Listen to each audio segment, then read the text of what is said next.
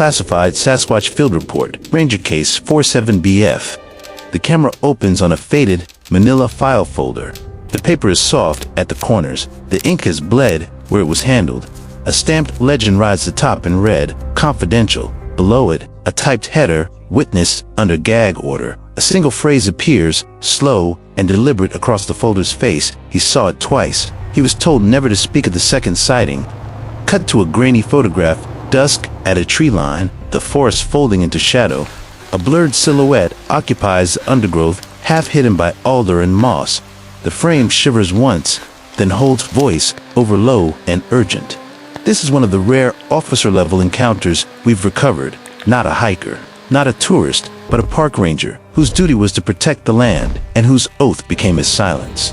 The narration is clinical at first, archival in tone, cataloging the elements like evidence, folder number, chain of custody stamps, time-stamped annotations. But the sentences tighten, the cadence shortens into suspense. Documented on 2 separate nights, 2 distinct encounters, and a consequence that reaches beyond the ranger's career. Stamped annotations flash across the screen, redacted 3 pages. The camera tracks down a line of text. A date and location begin to emerge through the blacked out lines. A month, a mountain name, then the line is barbered away, the ink scraped into a final block of censorship. The image of redaction is itself a sound, the dull thud of a page being silenced. Tonight we open the sealed file. Tonight we present the eyewitness account, the physical trace evidence, and the institutional pressure that demanded silence. The promise is plain. The promise is official. The promise is stamped. A single audio clip plays. Static floods the speakers, the kind of radio noise that sits under mountain weather, under the hiss, faint and unplaceable, a soft exhalation, human, animal, something between. The sound is less proof than invitation. Listen closely, the narrator says. This is not folklore.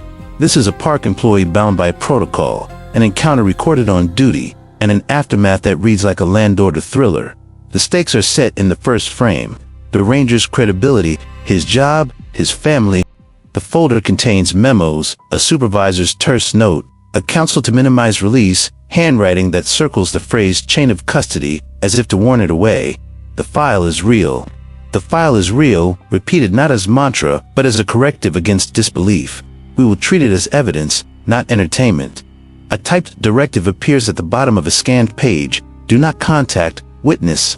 The camera lingers on those words as if they might erode under scrutiny.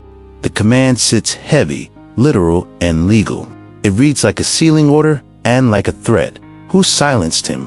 What did he see? What evidence remains when those who should protect the park become custodians of secrecy? We close the folder. The screen fades to black. The promise holds this episode will answer, or at least expose, the hidden edges of that silence. The folder slides open to a map.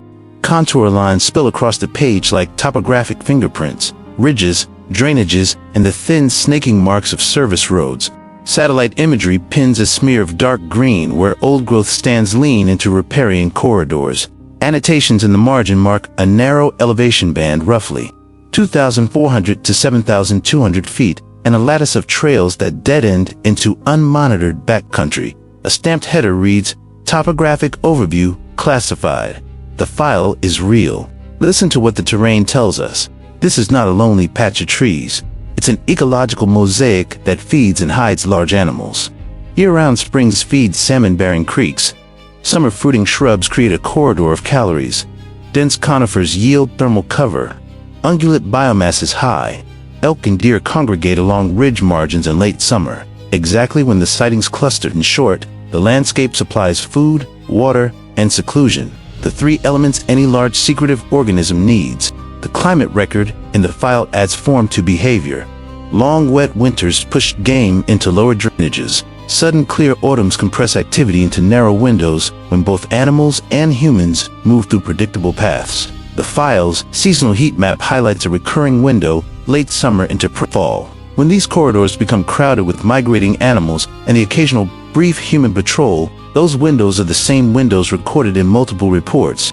Historical records are folded into the margins. County ledger entries from the 1970s noting unidentified bipedal tracks near one drainage. Night call logs in the 1980s describing low-frequency calls. A timeline, graphic draws clusters of activity through the decades of pulse. Then, a lull in the 1990s. Then, a steady uptick in the last 7 years that tracks unnervingly with 2 administrative changes, trail expansion projects, and the relocation of a ranger station. More trails mean more hikers, more vehicles, and ironically, more opportunities to witness what had previously gone unseen or unreported. But maps can't explain everything on paper. The file points to jurisdictional complexity like a second landscape. Federal wilderness boundaries that butt up against state timber concessions and private inholdings. Enforcement is fragmented. REPORTING, protocols fray where authorities overlap. The red ink in the file calls these gaps what they are, blind spots, and repeats the word until it lands. Blind spots. Those blind spots are operational loopholes where evidence can disappear, where a footprint might be photographed but never chased, where a call can be logged as safety incident instead of encounter. There's another layer here. Quieter and heavily redacted, indigenous oral histories that acknowledge a large, elusive presence in the same ridgelines. Histories the file treats with respect and caution. Curators flag those pages as culturally sensitive. The text is partially blacked out. The absence itself becomes a presence, an erased context that the bureaucratic record refuses to fully name. So the geography in this file is not neutral. It is a setting that produces possibility and a procedural mesh that produces secrecy. A ranger on patrol becomes both witness and instrument, solitary on a long ridge. The person most likely to encounter something the maps only hint at, and the person most vulnerable when institutional. Gears grind toward silence. The landscape conceals. The bureaucracy contains. Together they create the conditions in which an encounter might be true in every material sense, and yet never be allowed to leave the file. He is listed in the file under a pseudonym, Ranger Daniel Mercer, late 30s, 10 years on the job, 10 years of walk and talks, search and rescues, and early morning trail checks. The personnel folder is clinical training certificates, commendations, the quiet praise of supervisors who trusted him with night shifts and missing person calls. Steady under pressure, excellent fieldcraft, reliable, sober. Those lines matter here. They are the beginning of why his report could not be casually dismissed. Colleagues' names redacted describe Mercer the way you describe a tool you trust in the dark. He is pragmatic, not prone to drama. He refused one of the first media requests after an earlier off-the-record sighting. He told one coworker, simply, "Not my job." He is the man you send into broken weather and come back hoping you get him. He is the provider at home. Mortgage, school lunches, a partner who fixes the truck. Put bluntly, he had a life that would be shredded by public scandal or job loss. Credibility here is not vanity. It is livelihood, reputation, family safety. His regular beat explains why he saw what he did. Mercer ran single-night backcountry patrols, a solitary job, checkpoint inspections, outpost checks, late-night wildlife sweeps designed to catch poachers and protect fragile spawning streams. He knew the ridgelines, the places where game funnels and where human footprints tapered to nothing. He knew how sound travels under fir and alder. He moved like someone who could read terrain the way others read a clock, where to stand, where to wait, how to shape your body into the background. The night before the central incident, night 1 in the file, was routine by all outward measures. Mercer had gone to service a seasonal meadow, a known pinch point where game and people occasionally crossed paths. He was there to inspect a suspected illegal camp. What the file emphasizes are the small deviations, those thin threads that create a knot of consequence. First, the birds went quiet. He notes it plainly in his handwritten log, sudden lull in birdsong at 21:14. Then the branches began to snap in a pattern he could not square with deer or elk. And then, recorded faintly on his body cam, a low, metallic exhalation that the file transcribes in anxious, forensic shorthand, in helix hail, long, low, and placeable. What followed were material traces, fresh footprints near a shallow stream, deep impressions with a pronounced mid-foot bias, dermal drag marks along the edges, an ambiguous toe pattern that did not match any regional bear or ungulate.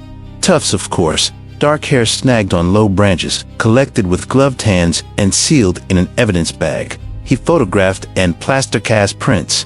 He logged chain of custody forms the way he'd been trained to. Date, time, witness, initials, evidence number. The file reproduces the forms in neat type, the same forms that, in other cases, would be a straight line from field to lab. Chain of custody repeated until it lodges in the reader's mind. He filed his routine report the next morning. He called his supervisor. The file includes a terse email thread, Mercer's initial detailed report, a reply instructing limited notation and to avoid external statements, a phone memo brief, almost offhand records the supervisor's counsel: don't create unnecessary alarm, keep it internal. The medical legal language is careful but unmistakable. Manage risk, limit exposure, preserve public.com. The effect is immediate. A man trained to document and disclose is suddenly instructed to compress the only truth he has into an internal column of a logbook. The human stakes climb here in obvious and terrible ways. Speak out, and Mercer risks the arc of his career. Disciplinary action, the smear of ridicule that can erase 10 years of steady work. He risks being labeled unreliable, a liability in a system that depends on certainty. More urgent, he risks his family's safety. The file notes a moment in a recorded interview where he says, and then stops. The line is redacted. I thought about, and the rest is blacked out. The inference is clear. Publicity brings attention. Attention can bring trespassers, hunters, or worse. He is a man making a calculation under the weight of multiple loyalties. The file resists turning his silence into cowardice. Instead, it frames it as strategy, a forced, protective quiet. He remained within protocol, submitting evidence, filing logs, preserving chain of custody, also obeying a superior's instruction that effectively sealed his account from broader scrutiny. The record shows his discomfort, a notation that he refused to be interviewed by local press, a supervisor's marginalia urging caution. The repeated stamped directive "do not contact witness" that lingers from the opening file. Mercer did what he was trained to do and what he could do to keep his family safe. He also did what the file suggests many field officers do when faced with unclassifiable danger. He prioritized caution over disclosure. The human picture narrows to two faces, the Ranger and his family, one life that could be appended by a single released line of testimony, and the institution that tells him to compress and contain. The file leaves us with a clear archival line, a credible witness, competent and meticulous, documenting material traces, instructed to silence. The question that follows is not whether he saw something by the logic of the paperwork. He did, but why the system around him chose quiet as its default response. Timestamped, Night 2, 2217. The file reproduces the body cam audio in jagged transcripts, then admits the recording is corrupted. What remains is fragmentary, a handful of calibrated sensor reads, a dozen annotated breaths, and a reconstructed narrative stitched from Mercer's later statements and the surviving technical artifacts. Even fragmented, the night reads like a slow, surgical closing of space. He went back to the meadow, the report says, because he could not let the first night's evidence sit unexplained. He returned with the motion sensor and a private logic. If something was using that corridor, it should trigger an objective instrument. He wore standard gear headlamp, iron monocular, duty radio, but the file emphasizes the mundanity of the kit against the enormity of what followed. The moon was a sliver. Wet loam steamed in the immediate cold. The air tasted metallic, like old pennies or the underbelly of rain. Mercer notes a silence that fell like a blanket, not absence of sound, but compression. Insect hum flattened, distant owls stilled, even the breathing of deer seemed to retreat. The file repeats the word, silence. The silence becomes a pressure point in the narrative, a measured beat that the recorder returns to again and again. He set the sensor near the stream and climbed a low ridge for vantage. The infrared monocular painted the tree line in stark blacks and whites. At first, nothing. Then movement, not a flicker, not the random scatter of a small animal, but a deliberate right-to-left transit across the understory. The figure was upright, shoulders broad, moving with a cadence that registered more as intent than as instinct. Mercer wrote later, it wasn't running, it was choosing a route. Fear acts here, like a metronome. Beat 1. The insect hum drops. He pauses, breath held, field training telling him to melt into the dark. He toggles the IR and watches a silhouette materialize, tall, barrel-chested, carrying height in the torso rather than just legs. The thermal logs corroborate a low-profile heat signature diffuse along a heavy ligit. He describes, clinically, the shock of recognizing another intelligence watching back. The posture altered, the body angled, head turned. For 4 seconds the file marks this time stamp. Both animal and ranger recalculated. Mercer later called it the longest silence I've ever lived through. The narrator repeats the record, the longest silence.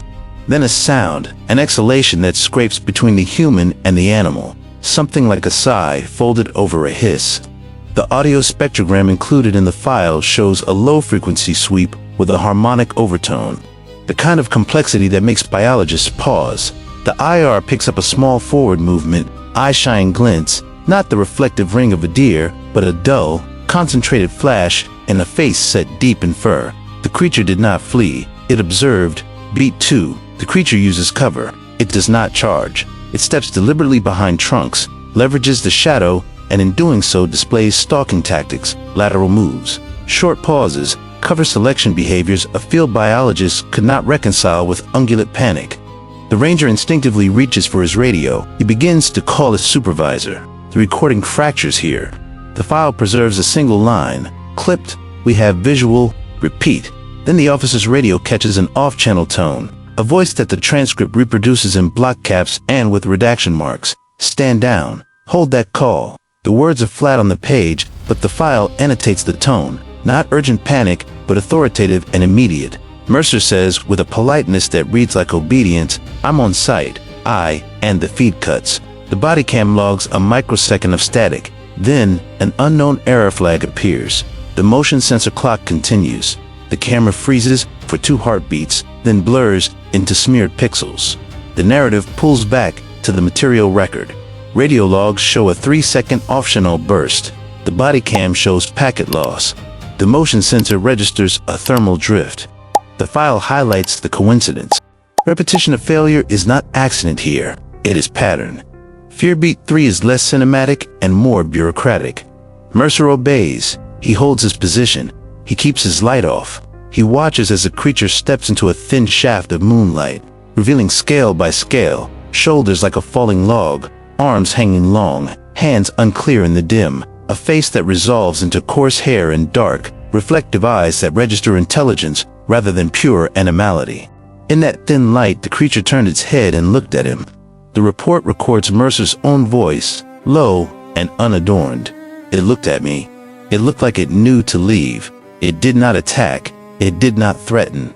It exfiltrated through the trunks with a measured gait, more like withdrawal than flight, casting one last appraisal across the meadow as if to catalog him in return.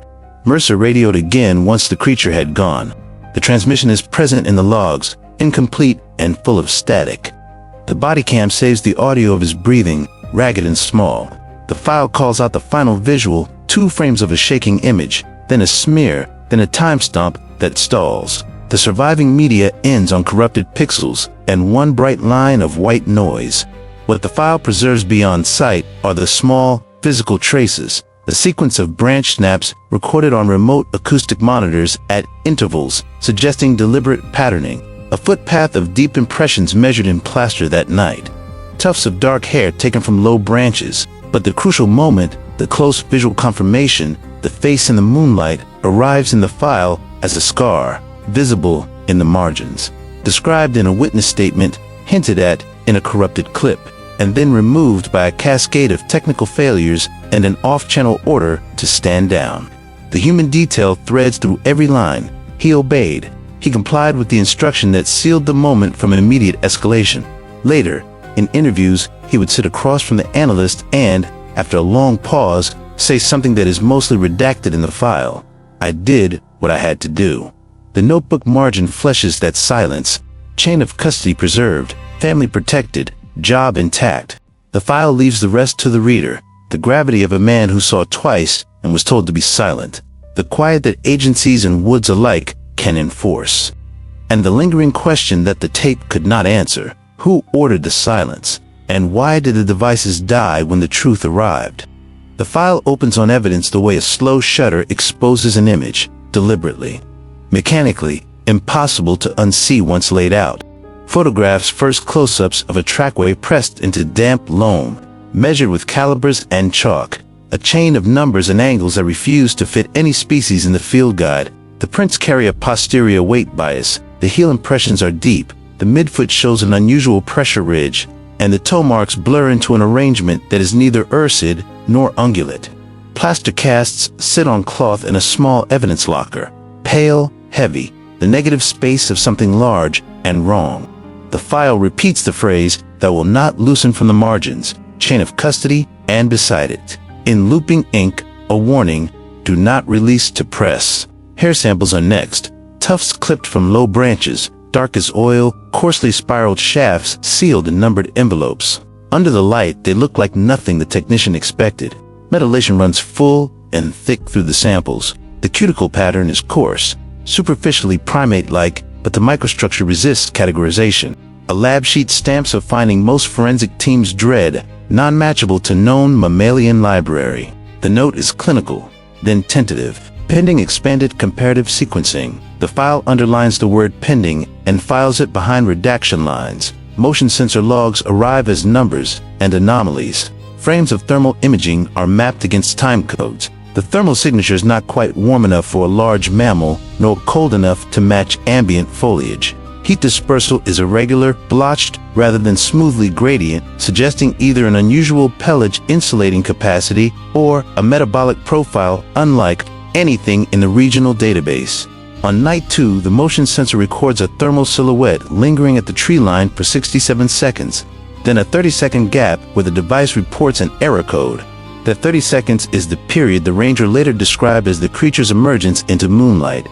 Acoustics append another sheet. Spectrograms of recordings from remote microphones show low-frequency harmonics layered with rapid modulation, repeated motifs that, to an untrained ear, sound like a long guttural call. To an analyst, they look like discrete, repeated elements. The patterning hints at syntax. The file is careful with language here. Hypothesis, not conclusion, but the spectrographs refuse a tidy dismissal. Cross-reference shows similar strata in older cases. Low chords, frequency sweeps not found in elk or cougar records, and a temporal repetition that suggests deliberate signaling. But every time the materiality tightens toward a clear image, something in the chain loosens. The file collects interruptions like bruises. Body cam footage is corrupted. A 30-second contiguous window is unreadable, replaced by an unknown error. The ranger's radio shows a mid-transmission drop with 3 seconds of white noise. The station log records an off-channel command to stand down. A field laptop that held raw motion sensor footage experiences sudden disk failure. One night after the second sighting, forensically recovered fragments yield isolated JPEGs, a shaking silhouette, 2 frames of a face, then nothing. The exact interval corresponding to the creature's closest approach is overwritten. The handwriting on the chain of custody form notes a supervisory request for clearance. Beneath it, the response line reads, "Denied." These are not random failures. The file flags patterns, selective corruption at moments of maximum corroboration, indexing errors that align with eyewitness testimony, battery drains localized to devices active during encounters. The analyst writes the word corrupted 3 times, each iteration growing smaller, like a voice receding down a long corridor. Laboratory notes propose next steps that never happen. Mitochondrial sequencing with expanded primate primers, whole hair proteomics, independent acoustic analysis by a university bioacoustics lab, a discrete data recovery audit by an external forensics team. The file lists vendors, cost estimates, and a timeline that could, in a best-case scenario, break the silence. The request forms exist. So does the denial chain. Initial approvals are scrawled, then crossed out. Requesting supervisory clearance, denied. What remains are the durable things. Plaster casts that will not vanish with a hard drive. A sealed envelope with hair samples kept cold in an evidence refrigerator.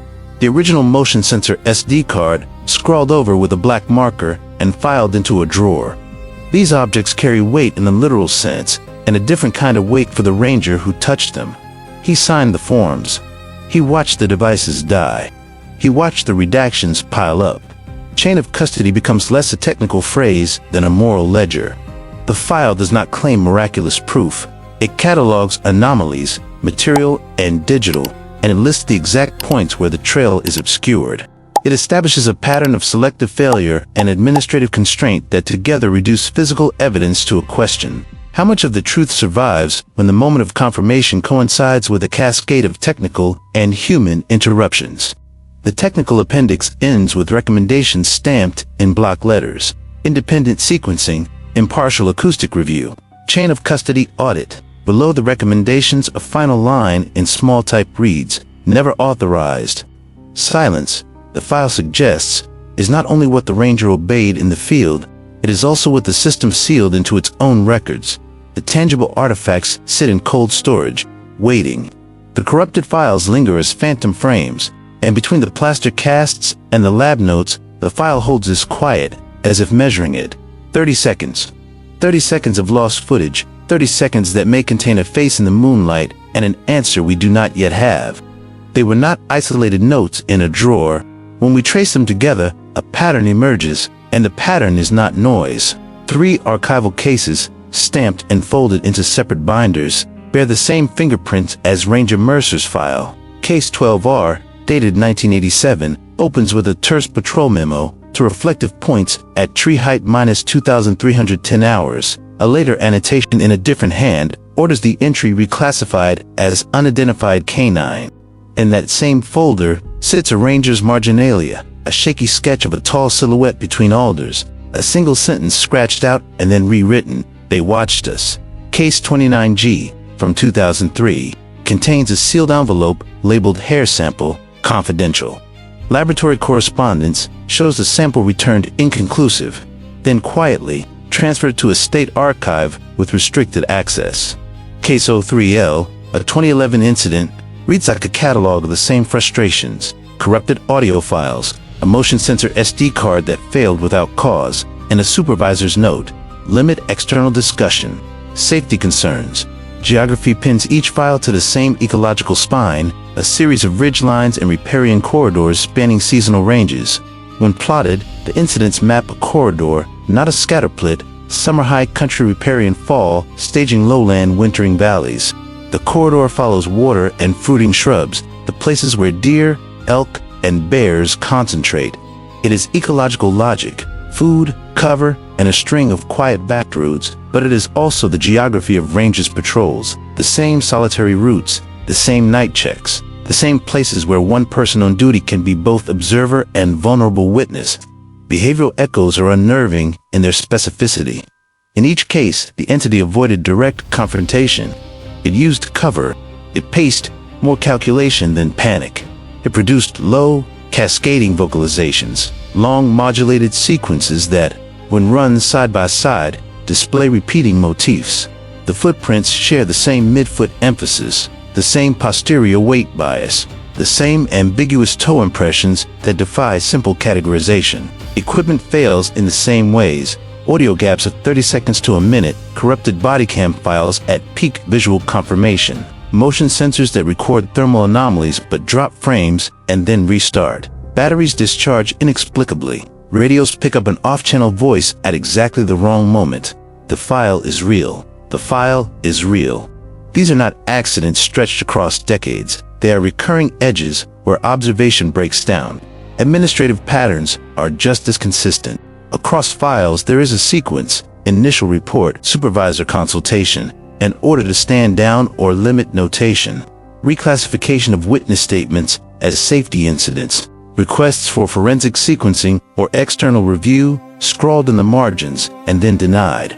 Witnesses are reassigned. Hair samples move from lab to archive under restricted access. Requests for independent acoustic analysis are stamped, not authorized. Chain of custody becomes a ledger not only of where evidence has been, but of who decided it should not be shared. Chain of custody, chain of custody. The phrase snaps into focus as both procedural necessity and moral measure. This repetition, the same behaviors, the same failures, the same managerial responses, forces to unavoidable readings. The first is ecological and behavioral. An intelligent, large bipedal presence repeatedly selects the same travel corridors, times, and avoidance strategies. The entity demonstrates situational awareness, an ability to monitor rangers, to avoid population centers, to utilize cover in a way that suggests learning and memory. The vocal sequences hint at patterning and perhaps syntax. The physical traces suggest a morphology inconsistent with local fauna. The corridor logic, the resource pulse, the avoidance of humans, all fit an animal adapting to a human-shaped landscape. The The second reading is institutional. The state apparatus that manages these lands has time and again defaulted to containment, contain information, contain alarm, contain liability. Where independent science might widen the inquiry, policy narrows it. Requests for disclosure meet bureaucratic resistance. Technical recommendations in the older files are stamped and then struck through. Independent sequencing, university acoustic review, impartial chain of custody audits requested, penciled in, then canceled. The effect is a cultural reflex to seal, to sanitize, to file away what complicates routine management. The pattern is clear. Not only does the phenomenon persist, but the system that should study it instead constrains it. There are implications we cannot ignore. If this corridor is used repeatedly, if the animals are moving seasonally, if they are learning to avoid humans and to exploit our blind spots, then pressuring them with exposure could do damage. Habitat incursion, harassment, even eradication efforts masked as study. At the same time, burying evidence impedes science. The dilemma repeats across cases: silence as protection, silence as suppression. The ranger who is told not to speak is often the first bulwark for both outcomes. His silence can shield animals from harm or shield institutions from scrutiny. He signs forms, he watches devices die, he watches redactions pile up. Pattern analysis does not offer certainty. It offers a map of recurrent phenomena, and it forces a question. Why do moments of potential confirmation, the flash of a face, the 30 seconds of clean footage, so often coincide with human and technical interruptions? Accidents, coincidence, or an institutional architecture that prefers manageable narratives over messy truths? We can chart corridors. We can overlay vocal motifs. We can list the moments when evidence flickers out, and we do. That catalog is the file's purpose: to show repetition, to show correlation, to make the case that this is not folklore replaying itself across decades, but a living set of behaviors intersecting with human governance. The archives, pins, casts, and redacted lines form a kind of palimpsest. Traces of animals, traces of policy, traces of silence. Between them, the story keeps repeating. Between them, the risk remains that silence will become the only thing left standing. The file pivots here from accumulation to argument.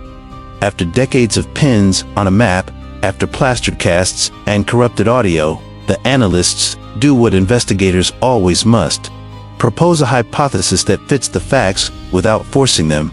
The hypothesis in this dossier is deliberate and cautious. What we are looking at is not a lone aberration, not an isolated bear misidentified in twilight. The weight of morphological, acoustic, ecological, and behavioral data coheres around a different conclusion. The most parsimonious fit, given what survives in the record, is a large hominid-like population fragment, a social, intelligent-bodied organism using the ridge and riparian corridors as seasonal highways, learning to exploit human blind spots while avoiding human centers. Call it a working theory, call it provisional, but call it real. The file is real. Footprint morphology shows repeated midfoot loading and dermal ridging, not merely large impressions but a consistent gait pattern across nights and decades. Acoustic spectrograms display low frequency, stratified harmonics with repeated motifs, not random grunts, but patterns that could function as syntax. Thermal anomalies and behavioral descriptions point to a body plan and an insulation strategy outside of common regional taxa. Ecologically, the corridors make sense. Abundant water, concentrated food sources, and a human calendar that produces narrow windows of contact. Behaviorally, the animals demonstrate what field notes call intentional concealment, using cover, changing approach vectors, and, crucially, reacting to human enforcement with a calibrated retreat rather than blind flight. That reading reframes the ranger's silence. Daniel Mercer, steady under pressure. 10 years in the field did not simply keep quiet because he was cowed. He stayed quiet because, in the calculus before him, the cost of speaking might outweigh the benefit. Exposure could invite a national spectacle, protective measures masked as intervention, or outright harm cloaked in the language of management. Silence here is ambivalent. Silence is protection. Silence is suppression. Silence is survival. There is a second, darker contour to the hypothesis. The system itself, the bureaucracy with its incident codes, its redaction stamps, its do not release marginalia, may act as an adaptive mechanism, not malevolent in a cinematic sense, but conservative by design. Protect public safety, avoid liability, preserve agency reputation. When those priorities meet an anomalous dataset that resists neat classification, the reflex is to sanitize. University acoustic review, penciled in. Impartial chain of custody audits requested, then canceled. The file documents institutional hesitation as pattern and administrative architecture that prefers closure over inquiry. Chain of custody becomes a repeated phrase in the margins, like a prayer or an accusation. Chain of custody. Chain of custody. Here the investigator admits a third layer. The thing we are reluctant even to name aloud, fear not only for the animals, not only for the ranger's reputation, but fear the disclosure could produce harm as surely as suppression does. If these beings are intelligent and socially organized, public revelation could trigger anything from well-meaning but damaging scientific intrusion to malicious eradication disguised as research. The paradox is cruel. The very transparency that science demands may become the instrument of destruction. We fear as investigators because we know how the world reacts to the unknown, with instruments, with permits, with media cycles that commodify the anomaly until nothing of it remains. There is also a procedural fear, quieter but no less corrosive. The pattern of selective technical failure, corrupted body cam segments at the moment of visual confirmation, disk failures the night after contact, audio gaps aligning with supervisor lines cannot be dismissed as coincidence once it repeats. It demands hypotheses about the possibility of targeted obfuscation, accidental corruption, unfortunate timing, or deliberate sanitization.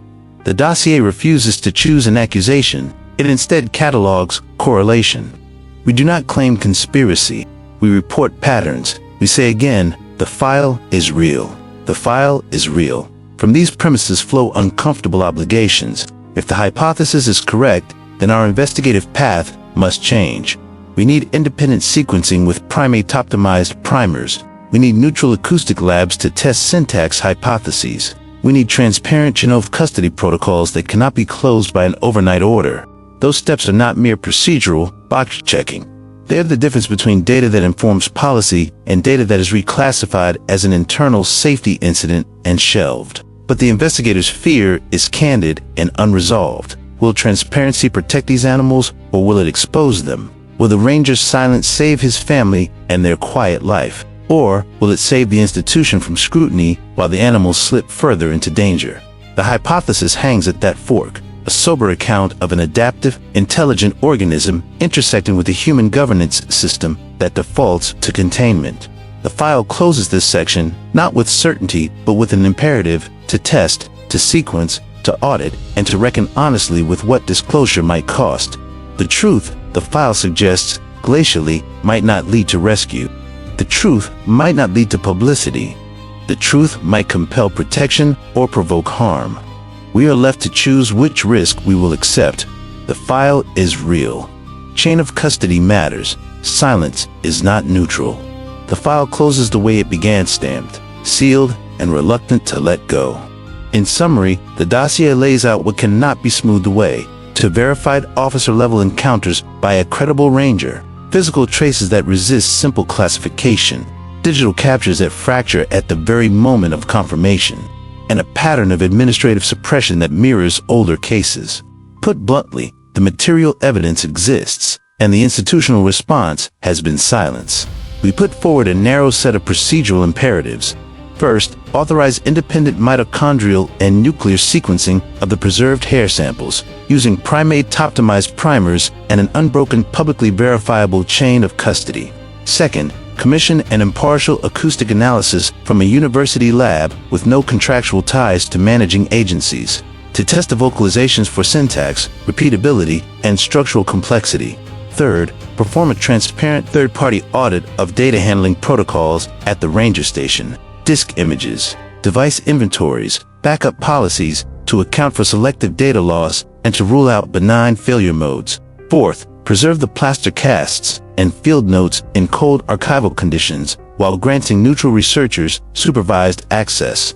These are not speculative asks. They are minimal steps that convert redaction into reproducible science. Chain of custody matters. The file is real. There is, however, a moral economy that procedures alone cannot resolve. The dossier returns again and again to a simple, devastating problem. Disclosure is not neutral. For Ranger Daniel Mercer, pseudonym, protector, family mantha, consequence of truth is not only professional jeopardy, it ripples outward, unwanted attention on his small town, his children's privacy, and the animals he believes he glimpsed.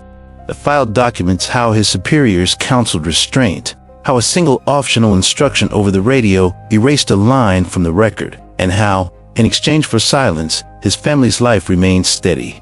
He was reassigned to non-public duties. He kept his job, he kept his home, he did not keep his voice. That trade-off protection for silence forces the archive to confront its third layer of fear. We must ask, does revealing this population invite protection, or does it invite exploitation? Will independent science create legislation and sanctuary, or will it create hunting permits and headline-driven invasions? The best-case scenario is rigorous, peer-reviewed work that leads to conservation measures. The worst-case scenario is predation, both literal and reputational.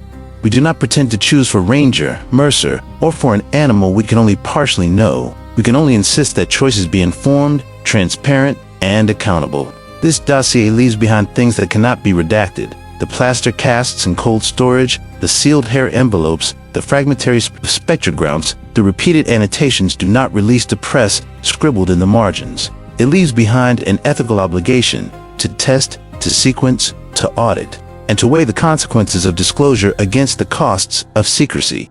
The file ends with procedural recommendations because that is where evidence becomes policy. The file ends with a plea because that is where human stakes live. We will continue. The archive will push for independent sequencing. We will request an unbiased acoustic study. We will demand audited custody logs and unfiltered access for accredited researchers.